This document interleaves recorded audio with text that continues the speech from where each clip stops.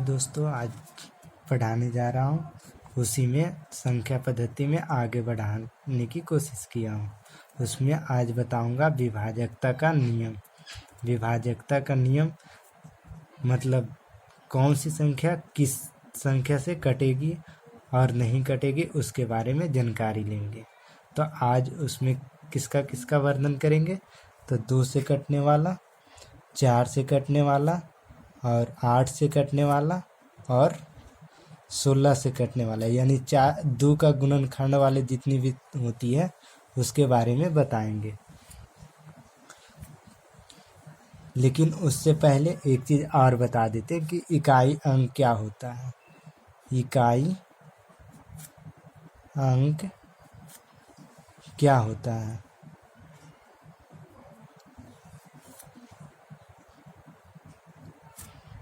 तो इकाई अंक वह संख्या होता है जो जैसे कि काउंटिंग करेंगे, कोई भी संख्या 32, 64, 68, ये जो भी लिखना है वो संख्या में से 14, 3 जो भी है,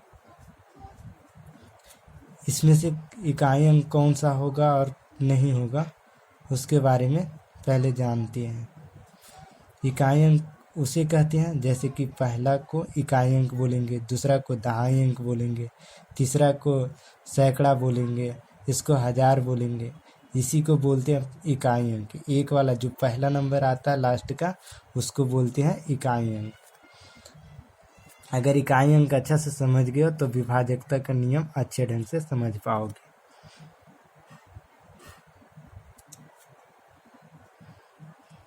चलो अब स्टार्ट करते हैं 2 से विभाजित होने का नियम।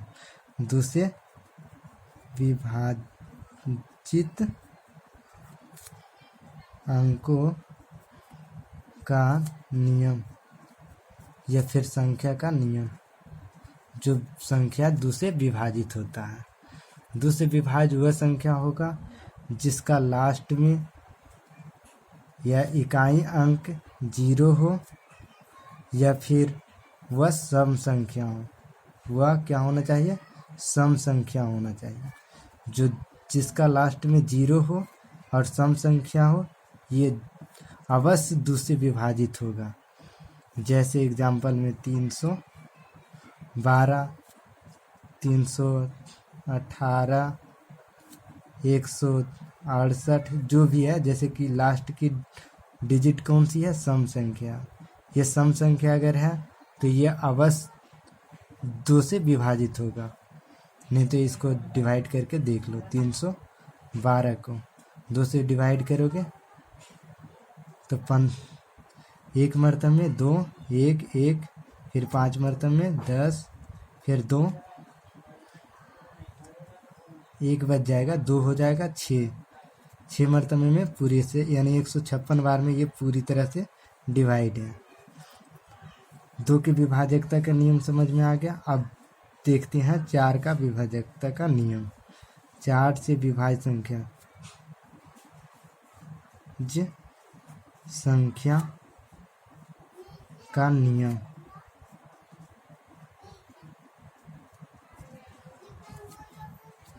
इसमें जिसका लास्ट या अंतिम से 2 0 होना चाहिए, या लास्ट का या अंतिम का 2 अंक, लास्ट का 2 अंक जो है वो 4 से विभाज्य होना चाहिए। 4 से विभाज्य होना चाहिए।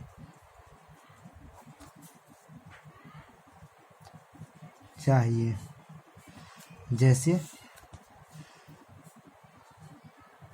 332, 144, फिर कोई भी एग्जाम्पल में ले सकते हो। ये इसका लास्ट का ये 2 डिजिट, या फिर इसमें हो जाएगा 100, जो कि लास्ट में कितना है? 2 अंक है 0।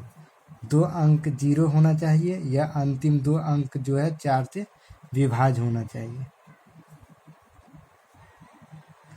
जैसे ये 32 4 से विभाज्य है, ये भी 44 जो है 4 से विभाज्य है, इसलिए यह संख्या 4 से अवश्य कटेगा।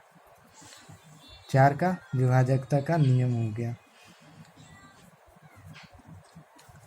अब पढ़ते हैं 8 के विभाजकता का नियम। 8 से विभाज्य संख्या का नियम। जिसका अंतिम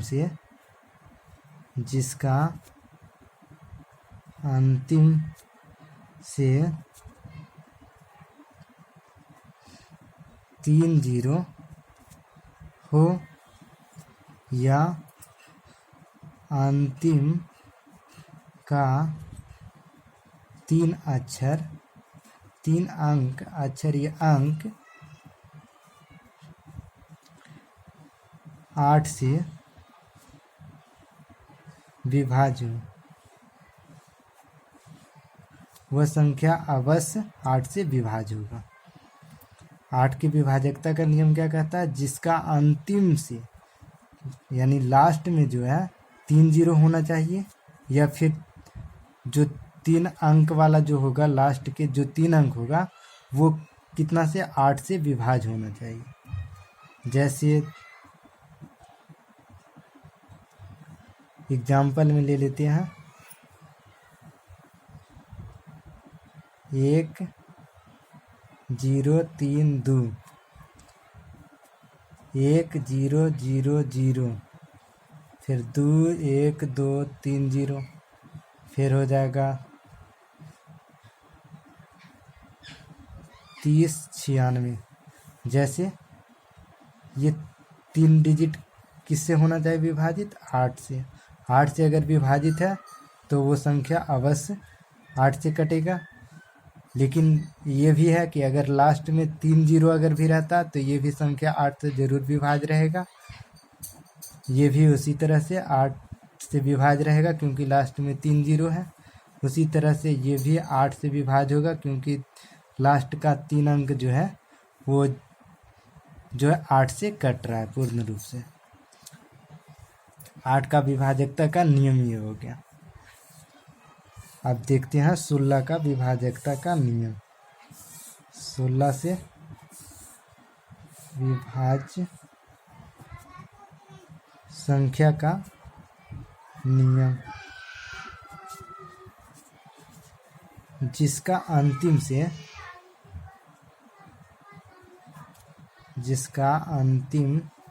से 4 जीरो हो या अंतिम का 4 अंक 16 से कटता हो या पूर्णतः विभाजित हो या पूर्णतः विभाजित हो।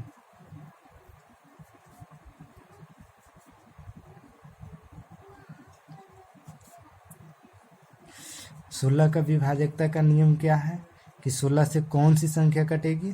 तो 16 से वही संख्या कटेगी जिसके लास्ट में 4 जीरो होना चाहिए। अगर 4 जीरो लास्ट में है तो अवश्य 16 से कटेगा। लेकिन एक चीज़ और है कि अगर लास्ट का 4 अंक जो है 16 से अगर कट जा रहा है पूर्णतः, तो वो भी संख्या जो है वो भी संख्या पूर्णतः कटेगी। जैसे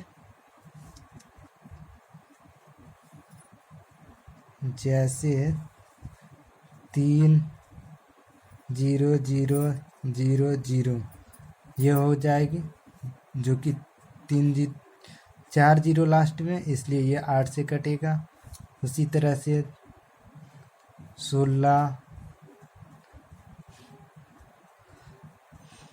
1 2 3 4 जीरो हो गया, ये भी 8 से नहीं 16 से कटेगी। वैसे ही अगर 64 0 106400 हो जाएगा। तो इसका 4 डिजिट देख लो, तो ये भी 16 से अगर कट रहा है, यहाँ से 4 डिजिट अगर 16 से कट रहा है, तो ये संख्या जरूर है कि 16 से कटेगा ही कटेगा। थैंक यू दोस्तों।